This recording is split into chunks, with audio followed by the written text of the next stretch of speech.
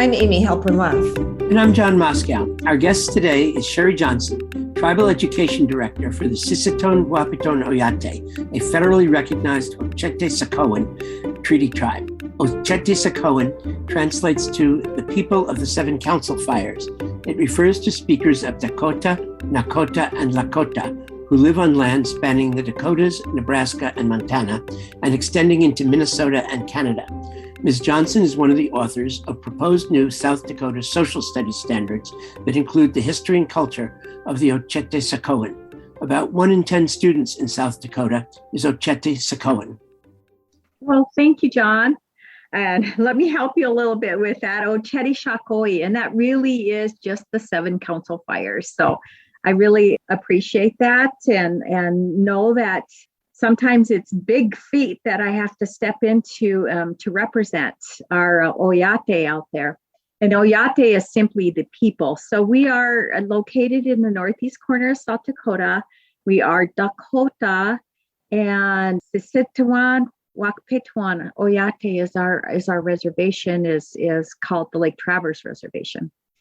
And I am the education director here. I've been here for probably 7 years now. And from previous to that, I was a superintendent at a tribal school for about 15 years and spent some more time, another 10 years, working as a teacher in various capacities. So education is my lifelong endeavor here. And I guess I just keep going.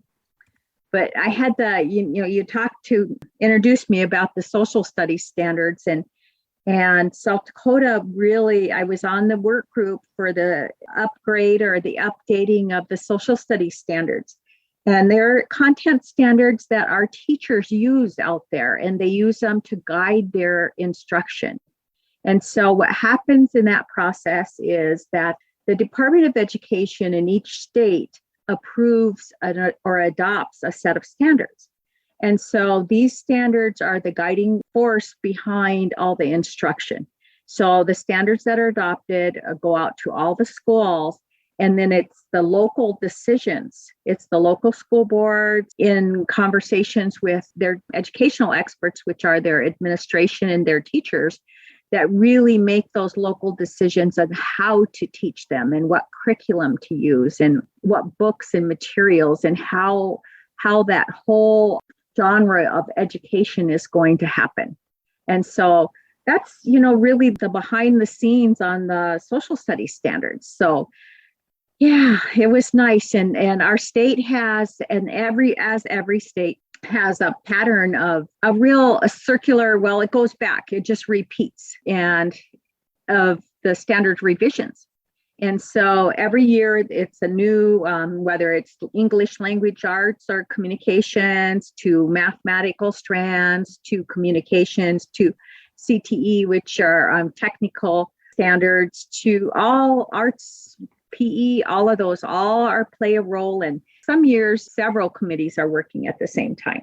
So this past summer, I had an opportunity to work on the South Dakota social studies standards, which included the government and the history and geography. We're in there. We worked from the standards the old standards, which we started with that as a basis. And then we worked in table groups with grade level teacher groups. And what happened was they requested participants to submit your name and your expertise in your education, so your qualifications to be on the work groups. And so from there, they picked different groups. So there was low level ones, which were, kindergarten, first grade, and they go all the way up to the high school. And then we also had not only teachers, it was open to just about anybody to put your name in. And so we had some legislators there. We had some community people, some retired teachers, retired administrators. And so they came from all walks of life to come in and help develop and shape these standards. So that kind of gives you, John, it gives you a little bit of background on that development itself. And so as this past summer, we went into developing the standards, it was a pretty intense time. We spent some time ahead of time training and getting on meetings in the evenings and really training and preparing for what our task was going to be this summer. And so it's pretty interesting for all of that. And that was my first time I've actually been on that type of a team. And I do have curriculum development and curriculum in my background, quite a bit of training in there, and worked on a local level with that, but not so much on the state level. And so it was real interesting to be in those groups and see how powerful and how well versed our teachers really are at what they're teaching. And so it was a pretty good group. I mean, I worked in the middle school level, which is what I taught. I taught middle school, primarily science and math, and sometimes it was a self-contained classroom where I taught all levels. So it was a real interesting. And what happened when the task forces, the panels finished their work? So the next steps. Well, during our work, we identified some blaring topics and things that were missing. And basically, it was a lot of the Native American genre. The Native American just were not really prevalent. We have 9 reservations in the state of South Dakota. As far as a Native region, we are the second largest. So we have a predominant population of Native people, and we are fast growing. Yet in the standards, it was like even through the history of the United States history, you could see where all of a sudden it was the beginning of when the Mayflower and those original, and then we dropped off like we are non-existent for a long period of time. And then all of a sudden there was, more different things. And in most parts, it was just the conflict. And so when conflicts, that's when the natives would turn up in history.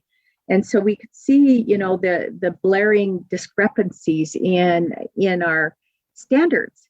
And then also when you think about standards, you need the more standards and teaching and education and conversations help to provide that background for people so they're not ignorant. So they really understand and helps with that diversity and acceptance and belonging for Native.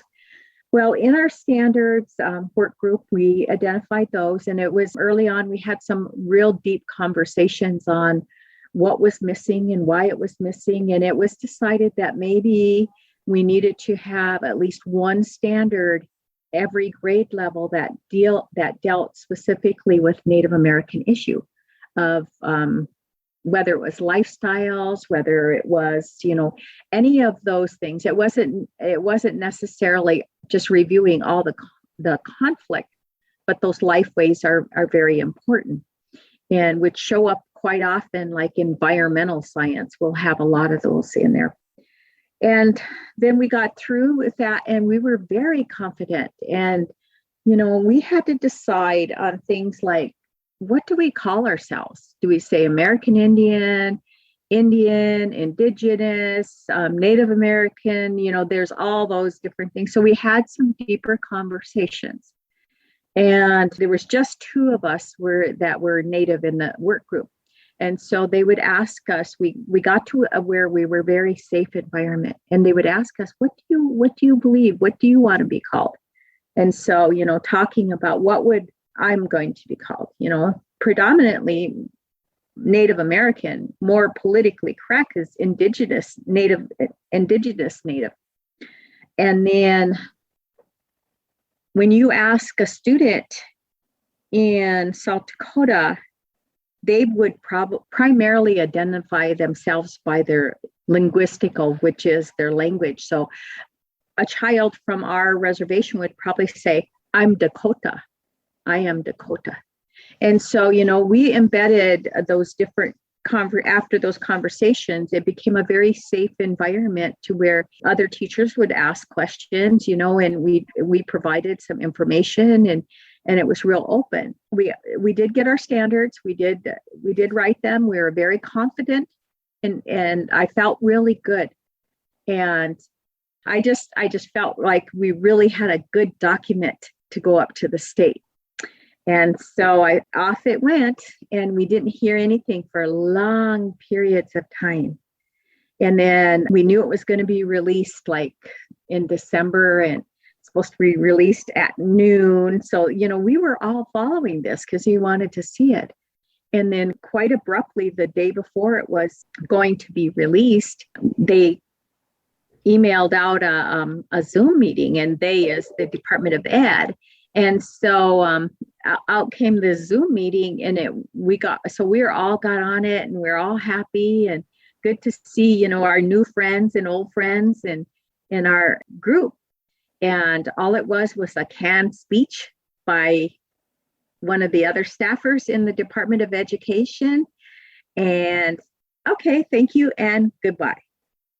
And so that was my first inclination that there might be trouble brewing. Sherry, this is December of last year? Yes. So yes, just a couple of months ago. And no, the previous December. December of 2020. Yes. Then there comes naturally there is a comment period, and then they set some actually in-person meetings. And so they set 3 in-person meetings, and the first one was going to be near here, but I had planned to attend all 3 of them. Mm-hmm. And then they also did an open comment period on the Department of Education's website. And so then comment after comment was being put in there, because when the standards came out, there was so much changed. It was hard to see the actual verbiage. So as a work group, we took a look and we paralleled what we submitted up to them to what they actually released. And, many Native people call it erasure of Natives right out of our standards.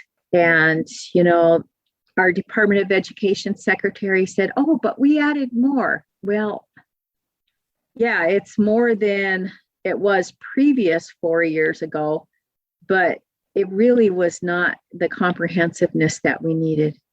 I mean, and it was tough. It was tough to see.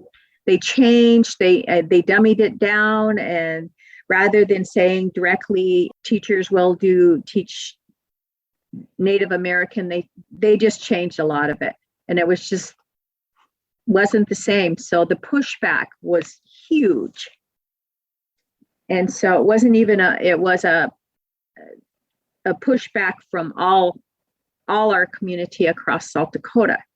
And so you could see that by the comments that went on, and you could go on there and read the comments and put your own up there. And our tribal government put some resolutions against that. And so really reverting. And then just a couple of weeks before the first session was going to happen, they changed the venue and they moved it to a bigger place, because I think they realized that they were going to have more people in person. And just the week of the first meeting, they canceled it completely. And then it was just quiet for a while. And then they put out that they want a new work group, and they put out you have to put in your name for it and submit this and answer all the questions and go through the whole thing again. So to me, that was a huge waste of taxpayer dollars. So they're going to redo it all again. So essentially they erased all of the work that everybody had done, and it's just nothing's there. And they're going to start the whole process all over again, picking presumably another group of people, which they're going to presumably hand select to come out with the results they want to. Was there any reason given for this? They didn't really say. They just said because there was so many comments and a huge,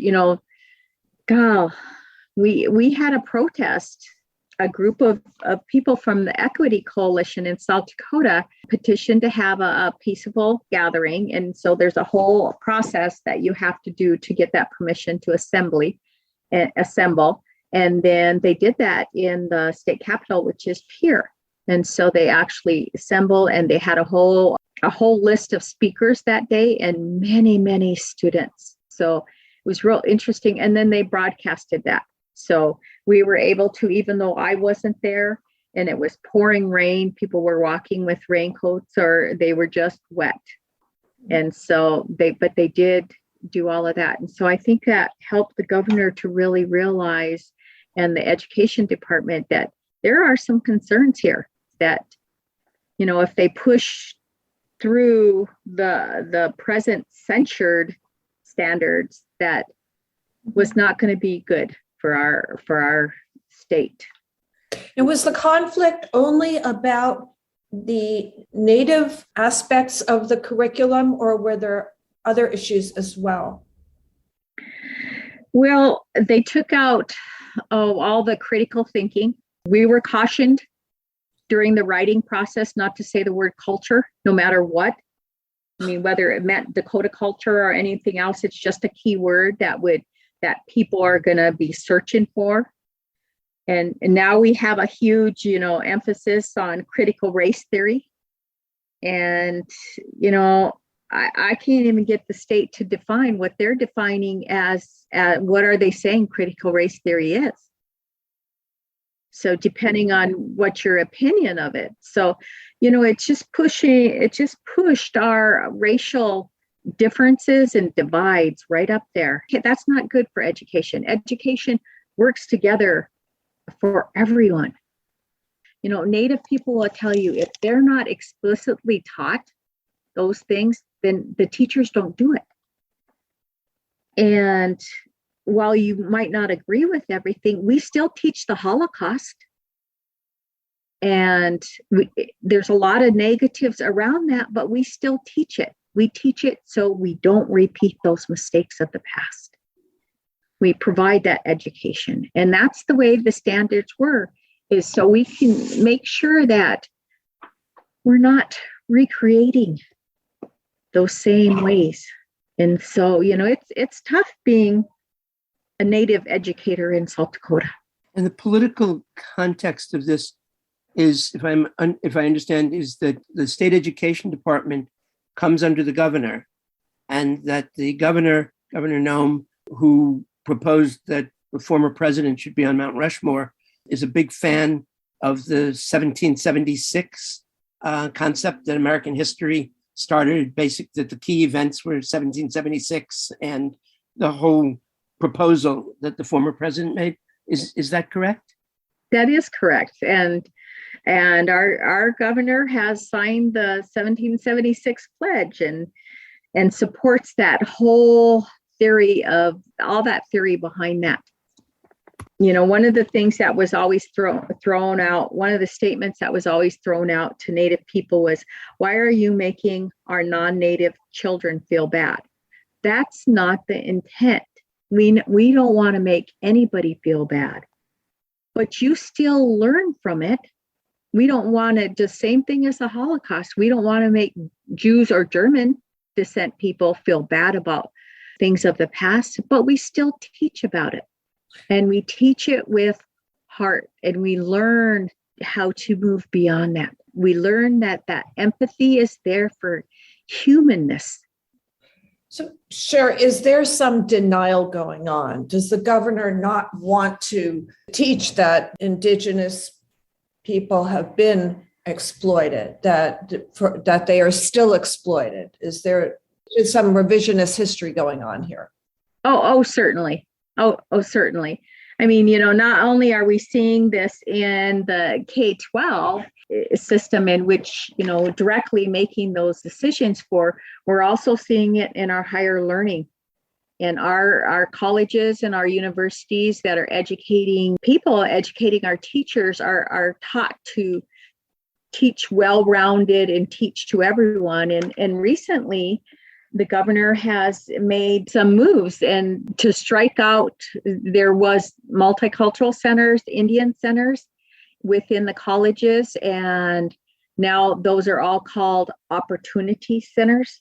And they've lost even though the college and universities are built with land grant, they are land grant universities, land grant institutions of education. That has to be really, and it took a long time for me to really figure out what was going on there and why. But, we want to teach, we want to want to not teach our true history. And she's always saying she wants to teach our true history, but round it all off. Let's round off all the rough edges of it. And let's not teach that. Let's not teach the real true things that our history is ugly at times. But, we still teach about the Twin Towers. That wasn't a good time. We still teach about it. And if you think about it, even the Japanese camps that were in the United States, those are not pleasant thoughts or pleasant experiences, but it is our history. And at the time, the people thought that was the best things for them to keep people safe.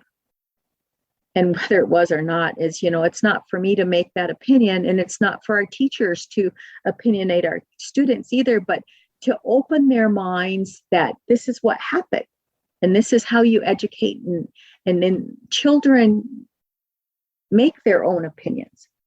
And I'm not sure where our Department of Education secretary was handpicked by our governor. Our state tribal relations director was handpicked by our governor. Then we have our Department of Office of Indian Education, so director. And so there's a pattern there. I just feel so alone at sometimes on these. And I've spoken out, I've been very verbal, and I did put my name back in to be on the social studies standards group, because I really believe in that. And I believe that Native Americans need a place in South Dakota standards. You mentioned that there was tremendous public pushback with a lot of people attending, a lot of students attending, and so on. Have there been, positive is the wrong word, but has there been positive impact in terms of people coming together to fight back? And has there been an increase in consciousness as a result of this? I think so. I think and more South Dakotans are now aware that this is going on, and that the first time some of them are aware that the purpose of standards and how it works, that brought into the limelight. And we have even our Native American people, a lot of times they will sit back and let others make that decision, but they're right in the forefront now. And so this is something that it's worth fighting for. Our children, our future.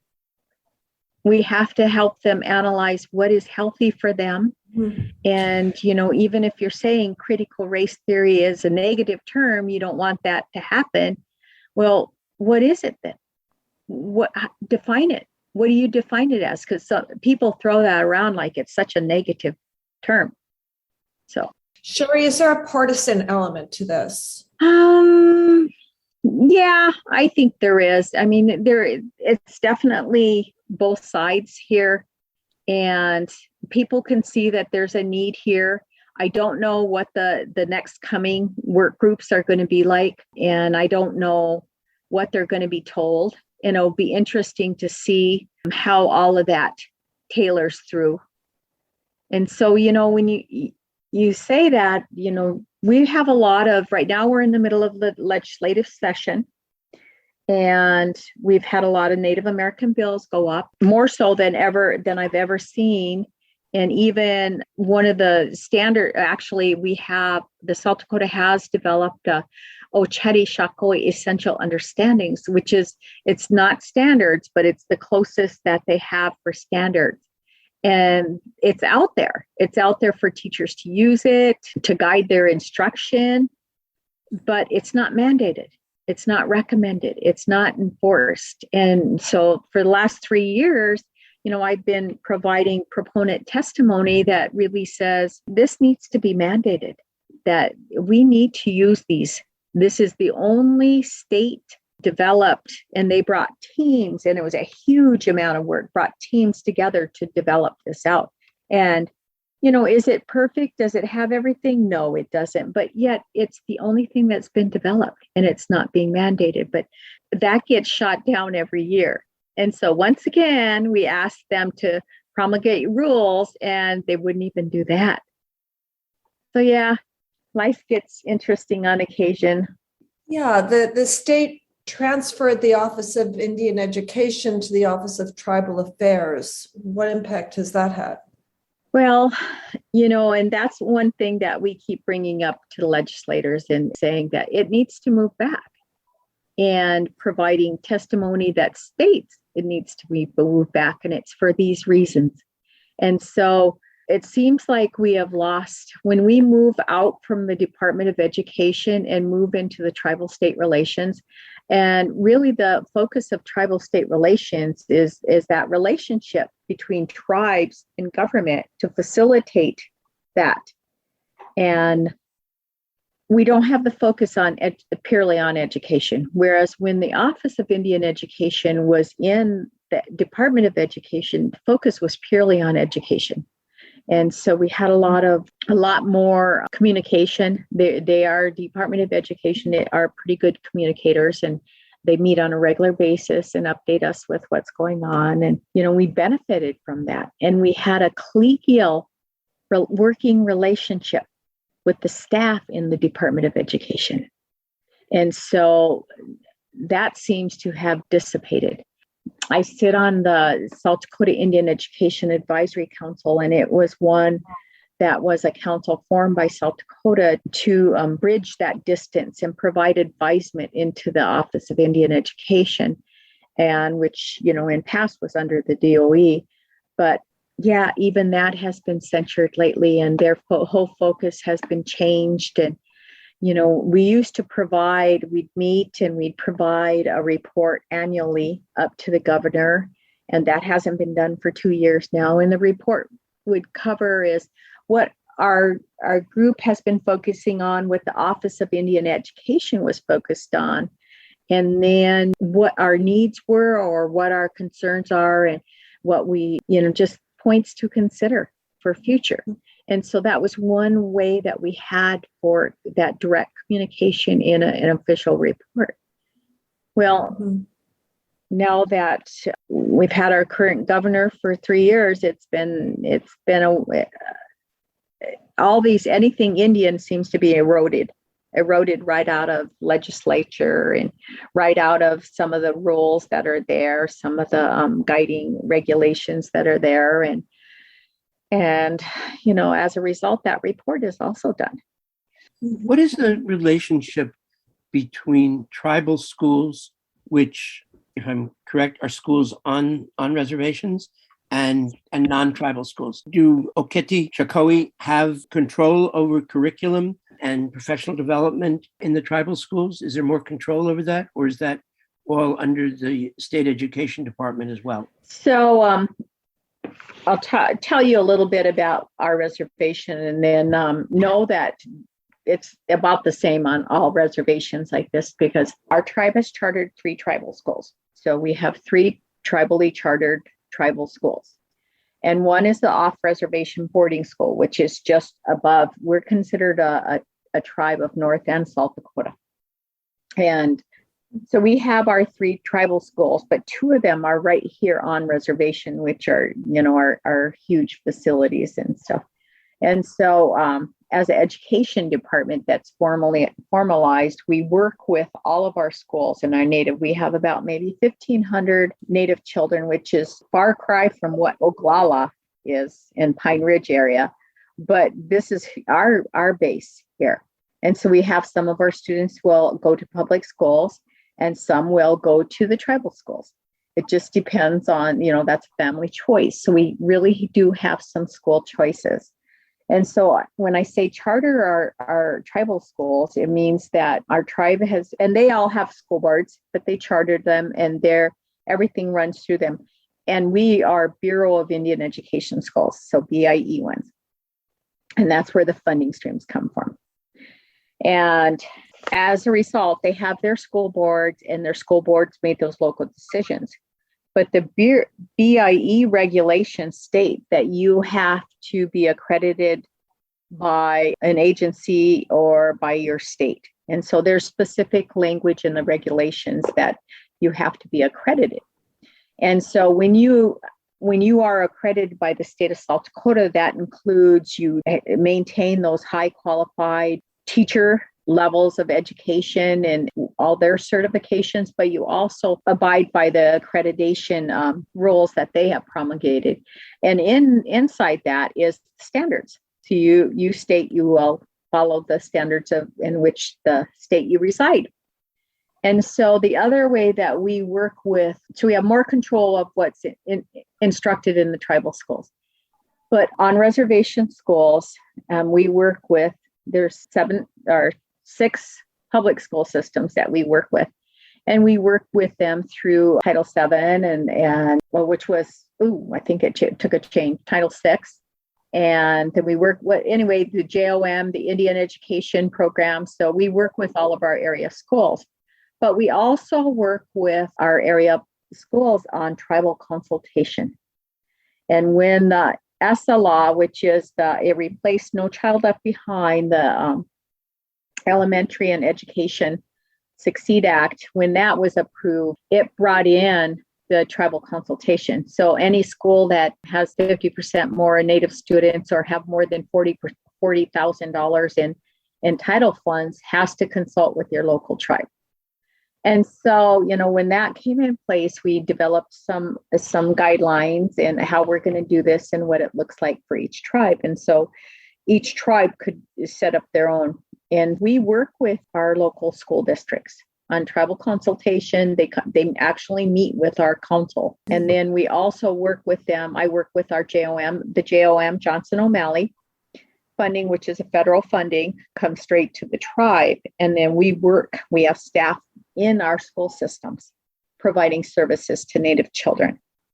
And so we have 3 schools that are more than 50% Native American population, and we work with them on things like providing cultural trainings in service. We have one of our JOM, our Johnson O'Malley staff that are in school are providing the next couple of Fridays that he's going to do some art lessons with young kids, kindergarten, first grade, and they're going to be surrounding Native American topics. So, I've suggested him to take the buffalo walks, which is, our sharing a part of our life ways that we use the buffalo for, and the kids get to touch it. They can feel the buffalo, the hide, the bladder, the tools that were made from the buffalo.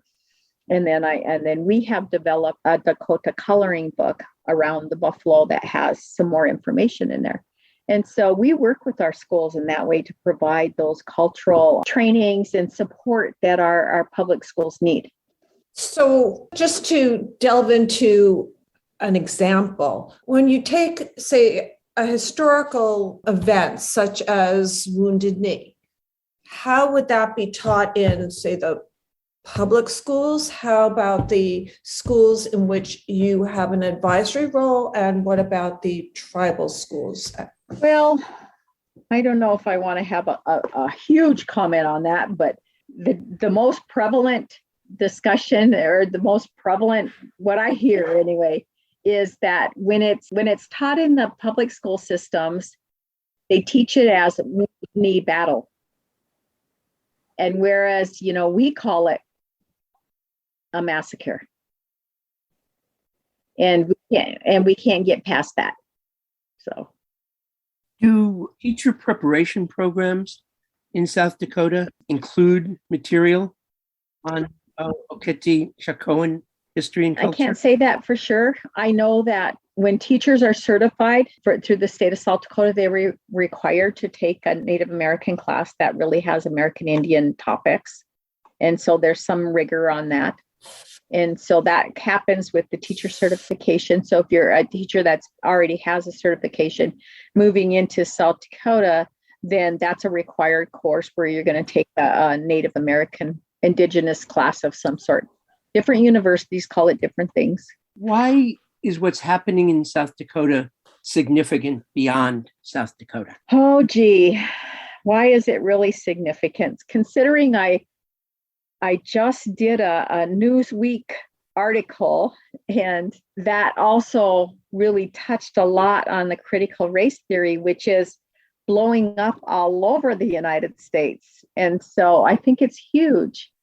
And with our governor and, all eyes are upon South Dakota to see how how this is going to turn out, because I think controversy draws interest, and primarily negative controversy draws interest. And so all eyes are upon South Dakota to see what goes on. I mean, our governor traveled with the former president and talked on his behalf at different times. So she has a following that people are watching what she does. And so, she's very opinionated. And, that's okay. She's a governor. All I'm going to say. But, there's other states that are going through this. We have, and if you look, like Montana has Indian education for all. They approve that. So all students get a nice, well-rounded education for all. So that is incorporated through and, threaded through all their education. And then North Dakota has approved some mandates where it's in their course requirements. And that's where they embedded some language in their laws that really said that you need to teach Indian history here. And so there's some real proponents out there. And then you look at, Washington and Oregon, huge amount of Indian education and legislative and support out there. And you can see it by just the documents that they put out. And then there's South Dakota. We're here fighting for everything Native there is. And all we want to do is have a fair shake of teaching our history and teaching, it's not always pleasant, but just teaching our history and teaching what are the differences and what are the similarities. We're people. How does tribal government, how is tribal government different?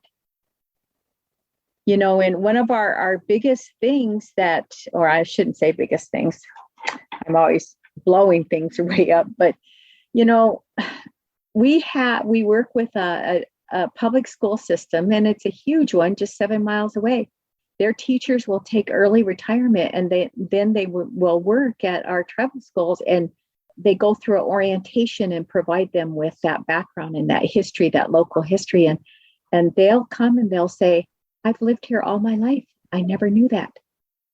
All my life, I never knew that. 7 miles away. Yeah. And so there's some ignorance. And here's my other telling story.